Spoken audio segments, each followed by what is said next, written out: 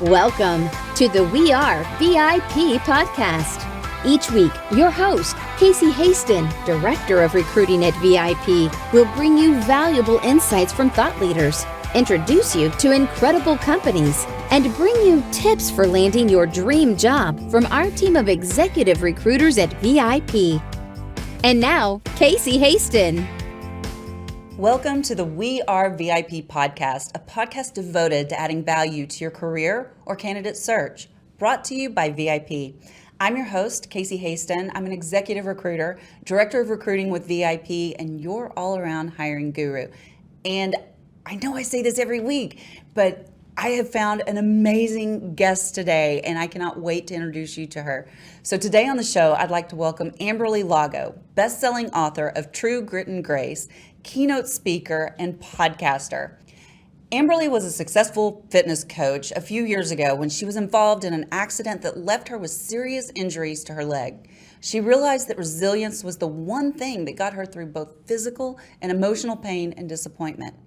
Her keynote speeches, best-selling book, workshops, and podcast offer hope and solutions for living life at the fullest to those in chronic pain, like her, and those who find themselves struggling against any obstacle. And I want to also throw in there that you have a TEDx talk. That was my first exposure to you speaking. Oh my goodness. Well, I'm just honored to get to be here with you. You know, I love you. I love your show, and I'm amazed and inspired by all you do. And can I just say something else for your listeners? So I know your listeners love you and they follow you and they hang on every word. But from the moment I met you, so I met you in the bathroom here at the studios. So random. And I was here for another show, and I was in this small bathroom trying to get ready, and you're like, you know, there's a green room over there. I was like, oh my gosh, thank you so much for helping me. Yeah. So you are that kind of person that is always willing to help someone, always willing to connect someone. And then it was the third time that we kind of crossed paths that I was like, okay, I am destined to know you. And so I am so honored to be here. And to your listeners, I mean, what a blessing you are to them, to me, and I just appreciate you so much. You have got chills going down my entire body right now because I so fangirl over you, and because I think you're the same. You're amazing. But I do want to go back to one thing because it blesses my heart that you see that I'm a giver, because my number one value, my number one internal rule is to give value first. And so that's just affirmation to me that I am leaning into my core values. So thank you for that. Oh my goodness, you most definitely do. And you know, it's so refreshing to meet other women who, because I love helping and empowering other women. And so to meet another woman who does the same, I think that's one of the reasons we really connected right away, and we've become like besties, is because we're both the same. It's like Velcro here. Yes. I'm not letting you get away from me because I like you a lot, and it feeds me to be around you and to be within your energy. Oh. So I love that. But we can fangirl all day, but I really want our audience to know why I fangirl over you. So your story is amazing, and I'm probably going to steal part of your talking points, but I love it. One of the things you said in the TEDx talk was after your wreck, which I'm sure we'll get into, you woke up and you were told you had 1% chance of keeping your leg. Mm-hmm. And this statement right here, I think, just embodies who you are. So you're telling me I have a chance. Mm-hmm. I love that.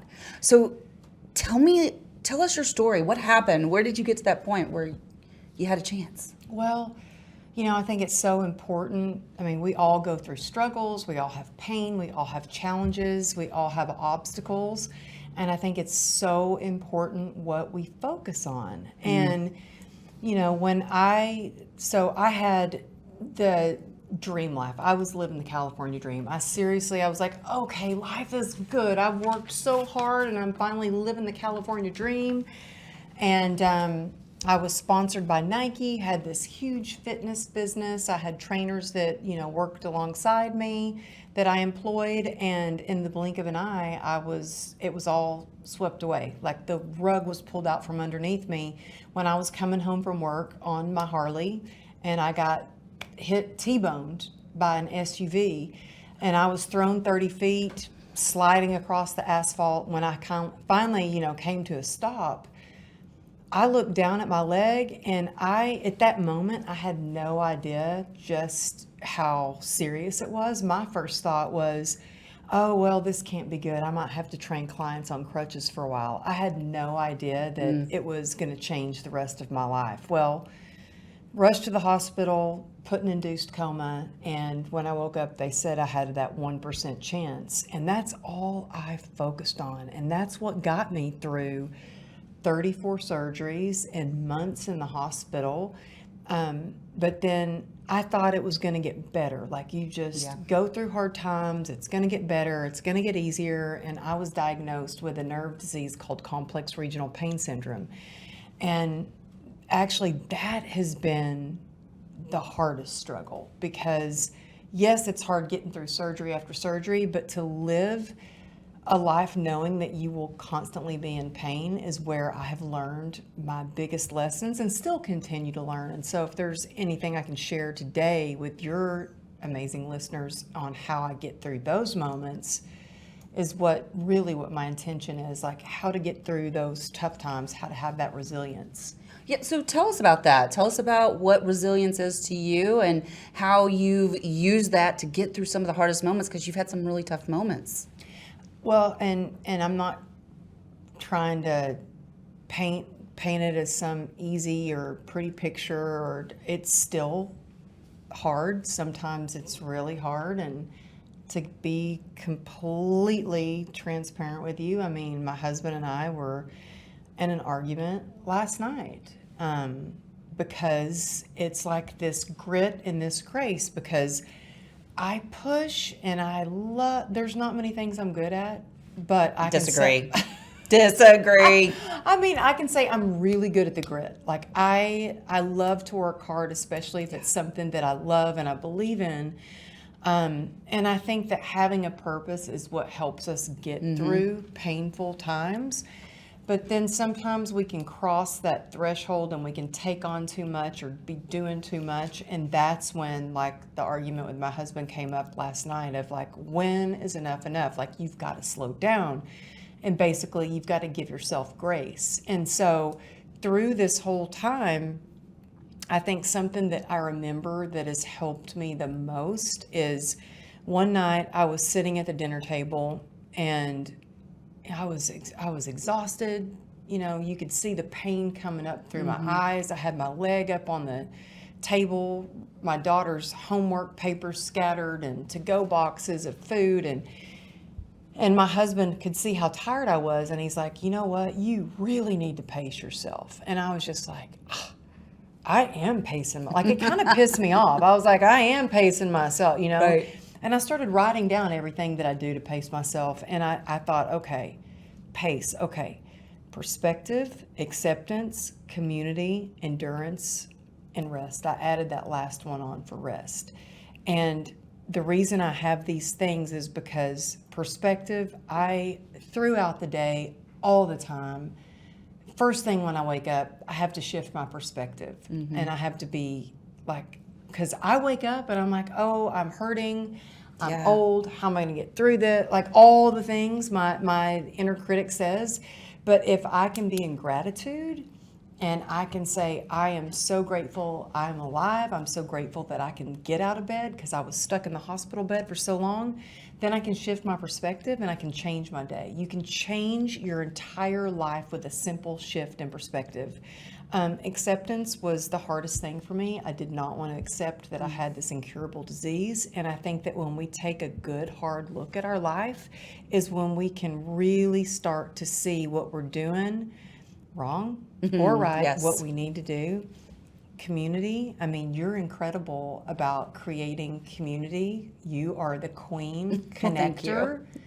And I could not do it alone, and I don't want to do it alone. And I'm grateful that I have friends like you that I can call on. And I learned the hard way, because I used to think, oh, I just have to do this. I've got to suck it up, and I can't ask for help because that means I'm weak. And it's like, I realized that when we ask for help, it really strengthens our relationships. And then endurance is, going back to the argument my husband and I had last night, he's like, you don't have to do all this. And if I didn't have a purpose, then I would probably be back to that place where I felt like I did not want to live. I thought, what's the point of me living? And I think that having a purpose really helps. And the last one's for rest. That one is so important. And it was so funny because the other night I was on a group chat with Success North Dallas, and the guys weren't coming to decisions quick enough. And it was like 8:30. See, I'm really telling on myself here, but I have boundaries. I have to get a certain amount of sleep. Yeah. And I knew the next morning I had to be up super early for a radio tour. And so I would have missed that to get my sleep, right? Because I'm very big on that. But they were making fun of me, sending all these memes back and forth of me being a sleeping princess. They're like, she's in bed. I'm like, stop it. I'm getting my rest because I need it. It makes a huge difference. And I think that if we want to be resilient, we have to sometimes strategically stop and strategically plan times to rest or plan activities to take a break. So whether that means taking a nap, whether really, like I wear this ring and it measures my sleep and it tells me. I need that. And I mean, I'm not like sponsored or anything by this ring. I just love it. And it tells me my REM sleep, my deep sleep, because we heal and our subconscious also does, and we can process things in deep sleep. Yep. And I measure that. And the other day, I woke up, so we just moved. Into Congratulations. our house. Thank you. I mean, moving twice in 10 months is like, I don't ever want to move again. But we finally bought a house, and I was on like 4 hours of sleep a night, and just I would work all day and then unpack things at night. And then I'd be like, oh my gosh, it's 1 o'clock in the morning. I got to go to bed. And I got an alert from my ring, and it usually tells me, good job. You're a champ. And I woke up and it said, pay attention. Ooh. And I was like, oh gosh, what does that mean? And it was like, not only did I not get enough sleep, but it measured my heart rate wasn't recovering, and I had a fever. Oh, wow. And ever since I was a little girl, so my mom says, when I get really overtired, run down, I'll get a fever. And it's like, we got to listen to our bodies. Like, I will go until, and I think that happens a lot of times where the universe or our bodies or whatever, we'll get these little signals, and if we don't pay attention to them, they come slamming down on us. That's right. They'll send you bigger signals. Yeah. For sure. So in the chronic disease that you're diagnosed with, tell me what that is again. It's called complex regional pain syndrome. Isn't it also known as the suicide disease? Yeah. I'd heard that before. Yeah. And you talking about, and I've personally witnessed, I don't know if you know that I know this, but when I attended your mastermind a couple of months ago, I saw you having to push through that pain. Oh, yeah. I could you tell? Yes, I could. Not bad. Oh, it was so bad, Casey. I couldn't tell that it was that bad. It was, let me tell you. I felt bad for you, though. By the second day, I was in so much pain, and I can see in some of the pictures, I was like, oh my gosh, I was literally like in so much pain. And what happens is it starts to feel like it will consume me, and then it takes over my brain, and you can't even think straight. And, like my husband last night was telling me, I know you have these big dreams and aspirations, and you're not like your other friends who are doing all these things because you have this disease. It's a cancer, and it's non-curable, and blah, blah, blah. And I'm just like, yeah, but still, I am going to go after my dreams. And I know he's saying it out of like love and fear, that because he sees that pain. Yep. He sees, and he knows me better than anyone. So if he was at that event, he would have been in the background going, you're done, you're about to crash. Wrap it up. Like you're about to crash. And he hates, he hates seeing me that way. But for people that know me well, or people like you who are just very intuitive, very empathetic, who are like, okay, she's not quite like she usually is. Something's up. Yeah, that is actually my biggest fear, is that the pain gets so bad that it consumes me and it changes the way I think. Interesting. You know, because I can deal with a lot of pain. I mean, I was on the floor bleeding out with my stitches had busted through when I was training clients, and my husband was like, what are you doing? I think you need to stop training clients. You need to do something else. And I was like, I'm pushing through. I can do this. But it's to the point where if it gets so bad that it takes over my brain, so now I try to listen to my body before it gets to that point. But again, there's a fine line between the grit to keep going and persevere, and when do we know when to give ourselves the grace. And so what I've decided is, like, I'm not going to hide anymore the fact. I'm not trying to show that, you know, I'm dealing with pain or anything for sympathy or a pity party, but I got to be me. And if I have to sit down on stage, or if I have to use my crutches, so be it. You know, we just got to keep it real. Yeah. And I think that's what's so beautiful about you. I mean, you are so authentic, and it's not like a badge of honor, but you are not ashamed of your leg. Like, if people could see you today, you're wearing a skirt, and I don't think that you're self-conscious one bit about it. I forget now. It took a long time to get there because I was so, Casey, I hated myself. I mean, and that was a 4-letter word in our family, but I hated myself. I would look down at myself in disgust. I was ashamed. I carried so much shame. And I'll never forget, I had a friend after my accident, and it was in the summertime. It was like 100 degrees outside, and I was wearing boots that covered up my leg and shorts because it was hot. And she goes, "You're seriously going to wear boots in this heat?" I said, "Oh, I will never show my scars. No one will ever see that." I was so embarrassed of them. And it was really, sometimes all we need is that one little shift, that one person to kind of knock our shift in perspective sometimes, you know. And I'd gone into my doctor and said, "Hey, I've got a solution. You know what? Let's cut this leg off. I appreciate that you've had, you know, you've done 34 surgeries to save it, but it's holding me back. It's giving me too much pain. I hate it. We got to cut it off." And he was like, "We can't do that. You've got nerve disease and it could make it worse." And that's when he put my leg in his lap. And I was like, wow. You know, usually they'll put your leg up on the table, and he like put it in his lap. And my first thought was, wow, he put my ugly, disgusting leg on his nice white coat. And then he looked at it like it was a masterpiece. And I just thought, if he can look at it that way, maybe I can learn to look at it that way too. And little by little, day by day, I started to look at it differently. I started to appreciate my body for healing the way it did. I started to have gratitude for my leg for being able to hold me up. I looked at my scars instead of something disgusting as something, the battles I'd overcome.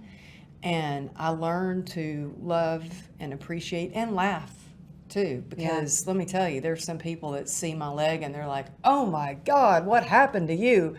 And I'd be like, "Oh, shark attack." It was brutal, you know? And so my daughters now can laugh along with me, and it's been very healing to get through the process. And I've wanted them to know that they can love themselves no matter what, no matter if they've got scars or That is such an important message. Oh, and I have to tell you that, so my youngest daughter, she's a wild one. Did you get to meet her? No, but I've seen her on Instagram. Okay, well, she came to the second day of the mastermind, and she is just like she's just goes nonstop. And she was pretending to be a horse. She went over a bench. She jumped into the bench, split her leg open. Like it was disgusting, split open. Anyway, we had to take her to the emergency room. They sewed her back up. We went to the, doctor the next day to have him look at it. And he goes, I'm so sorry, but you might have a scar. Your modeling days may be, you may not be able to model. And she goes, I don't want to be a model when I grow up. I'm going to be a horseback rider, And I was just like, I was so proud of her for not letting a doctor get into her head about your days of being pretty are over because you're going to have a scar. And she's like, I don't care about the scar. Like, I was like, obviously, if you look at me, you will know why she doesn't care about a scar. Well, I think it's amazing. And for those of our audience that are just listening, I just want to be very clear. Amberly has both her legs and walks just fine. And so I am so grateful for you and your journey. And tell me a little bit about your best-selling book, True Grit and Grace. And what do you want people to remember from this book? Well, you know what? I really wrote it as a call to others to claim their courage, to claim their resilience, to know that there's hope, that they can get through life's challenges, and that even if their circumstances have narrowed their possibilities, they can still have the life that they've always imagined. And so, it's a call to your resilience. And I think that we all have that resilience within us, and it's just being able to tap into it. And I think that it's something that we need to work on and build up before we actually need it. In other words, like, we build grit through hard times. We build our resilience through challenges. And if we can work on doing that, when something, God forbid, that's catastrophic comes along, then we already have that muscle in place and we can get through that. And tell me how that relates to, I know another thing that you love to talk about is finding your purpose through pain. So how does that relate to that? How did you find your purpose? I think that after my accident, I was trying so hard to get back to what I did, like get back to my fitness business. And I think a lot of times even if you look it up in the dictionary, it says resilience means to bounce back. But I think we need to change that definition, because I don't think it means to bounce back. I think it means to bounce forward and having the courage to choose joy and keep moving forward no matter what, and being creative and open to new possibilities and opportunities, and it may not look exactly the way that you envisioned it, but there could be something even bigger and better. And so when I stopped trying to focus on fixing the broken and getting back to what I was doing, and I was like, okay, let me pause. And I encourage, your audience that's listening to think about, if you're looking for your purpose, I think that you do the things that you love and you find joy in, and your purpose finds you. And so I thought, okay, what do I love doing? What brings me joy? And I was like, well, I love working with people. I love seeing that transformation in them. I love seeing them light up. And I think a lot of times our purpose and our journey, it relates so much. If you think back to what you did when you were like 8, 9, 10 years old. I tell people this all the time when they're like, and I even go so far as 3 years old. I'm like, what did you love to do when you were 3 years old? When I'm career counseling. Yeah. So you do? Oh yeah. Yeah. I just got goosebumps. Do you want to know what Look, I've got goosebumps. You do? Seriously. So do I. So would you like to hear what I did? Yeah. This might surprise you. I used to put the empty cardboard boxes together and build a stage and make everybody watch me perform. Well, and look at, here you are. Do you know what I did? What? I danced on tabletops and made everybody laugh and smile and clap and have a good time every Friday night. I don't know why my mom let me do this, but I was at the Dairy Queen, jukebox playing, on the tabletop dancing. And then everywhere we went when I was little, it was, Amberly, do a tap dance for them. Amberly, do a tap dance for them. And I would tap dance, and it was like I would dance, and it would make people happy. That's And beautiful. so I thought, I love being in a place where I can provide people tools to spark their own joy and happiness. And it's what I do today on a different level. I'm not, and it's interesting because I was at this event and I wasn't planning on doing this, but they played music as I was going on stage. And so I just started busting out dancing, and I went all the way through the audience, and I was high-fiving people on the way down. And I got on stage and I started dancing, and I had somebody that I worked with at the time, and she's like, you really shouldn't do that. That's not really marketable to corporate. And I'm like, Boring. that's me. That's what I'm going to do. Yeah. Like, that's who I am. Everybody had a good time. Everybody got up out of their chairs and they were There you dancing. go. And I want to do what brings me joy. And so I think we should all do things that bring us joy.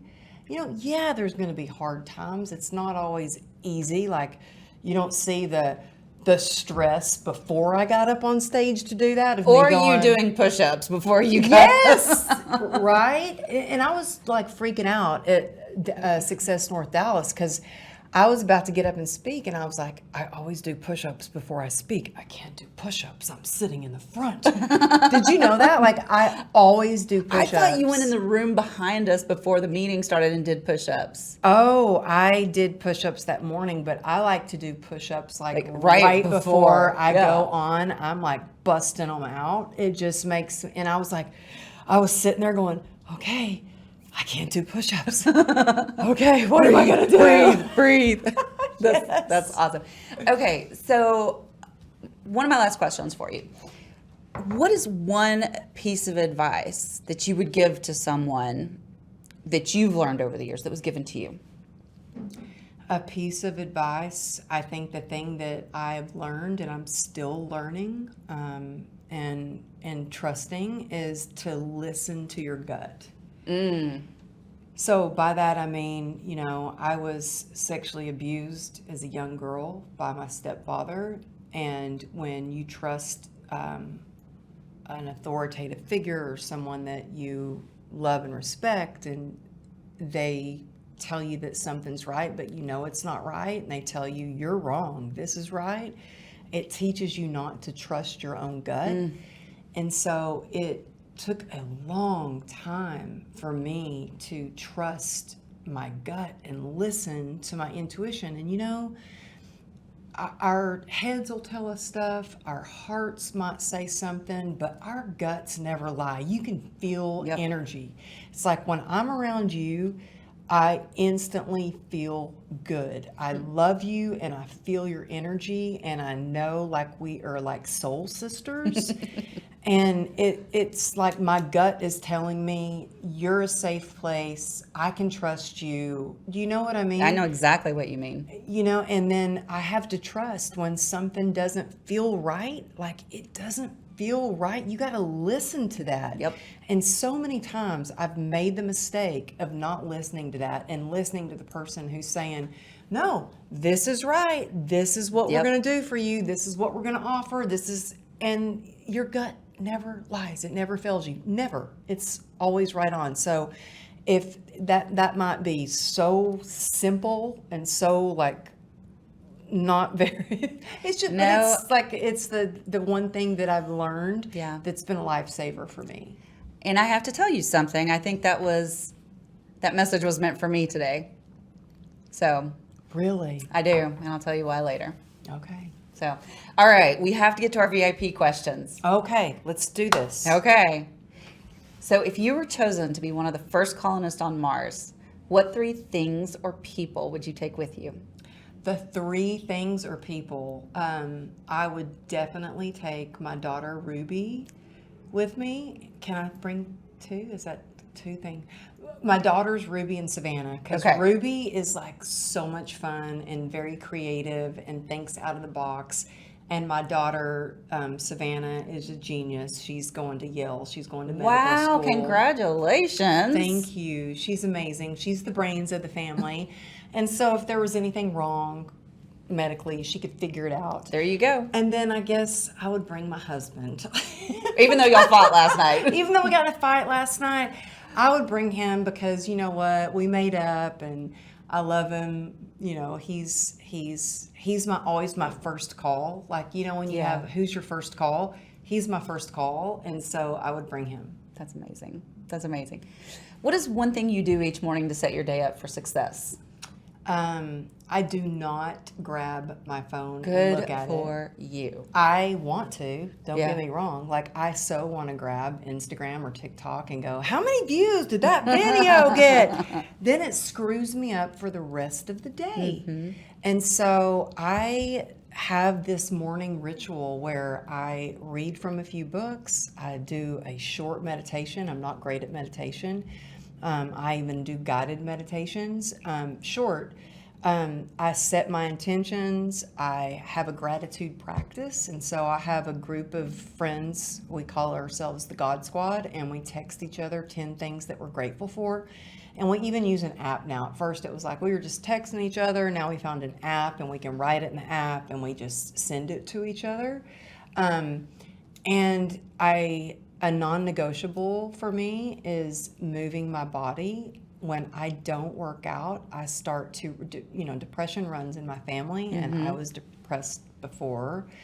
And I remember, when I was stuck in the hospital bed and I couldn't move, and I remember telling the psychiatrist, if I can just start moving my body, I know I'll be okay. And they're like, well, if you need to exercise to feel good, then something's definitely wrong. And I'm like, no, I know this is going to help me. And for sure, like, it really helps me because it moves my mood. So it might seem like a lot to have to do all these things, but it's a heck of a lot easier than a life of misery. Yes. What I had before. And so I think we have to figure out what works for us and then stick to it and really develop those habits so we don't depend on motivation, but we're really like have smart feet and we know what we're doing. Like I wake up and I know that I walk to the counter, I down my bottle of water with my gut health stuff, I go do my meditation. Like I have this very strict morning and it really helps me thrive. I have the same thing. It's almost exactly like yours. Really? Yeah. We'll have to compare someday. So Yeah, and I know you love your sleep too. I'm so, big on my sleep. Hard boundaries around that. Hard boundaries. And that's really smart because I start to not be able to function and not be able to think. I can't think, but not only that, like I get really emotional if I'm not rested. And there's this thing about hustle. And I'm like, how about like take care of yourself? Exactly. And you're going to get more done. Yeah. You're actually going to get more done than if you try to hustle all the time. Yeah. You got to have that downtime. Okay. So my final question for you. If your life's work was being summarized in a news article, what would the headline be? It would be how to claim your resilience and get through any challenge with grit and grace. I was wondering how you were going to work that in there. I was like, how can I work this in? I love it. How do people find you? Because I know you have a gratitude page, right? Oh, that you yeah, offer yeah. for free on your website. Yeah, you can find that at amberlylago.com. You know what? Your listeners can also, I'm big on like, it's one thing to hear an inspiring story or something, and I hope I inspired your listeners, but like I have a free downloadable playbook that they can actually download and write things out on how to be resilient. If they just text the word grit, GRIT, just that word to 818-214-7378, and you'll get that free download. I've had some people go, is this really you? And I'm like, yeah, this is really me. That's why it took me 2 days to get back to you. So that's really me. I can tell y'all that's really her. That's her number. So yeah, that's huge that you just gave that out. Thank you for that. Yeah, well, I want people to have that resource, especially, I mean, you're amazing listeners. I respect you so much. And I'm just so honored to get to be here with you. Thank you so much. This is really such a blessing to get to be in this beautiful studio and get to share with your audience. So thank you. I feel like all those things I should have just said to you. But for now, I just have one last thing to say to you. You are a VIP. I'm a VIP. You're a VIP. And that's a wrap for today. Join us next week here on the We Are VIP podcast. We'd love to know how we can help you be a VIP. To find out more, log on to wearevip.com.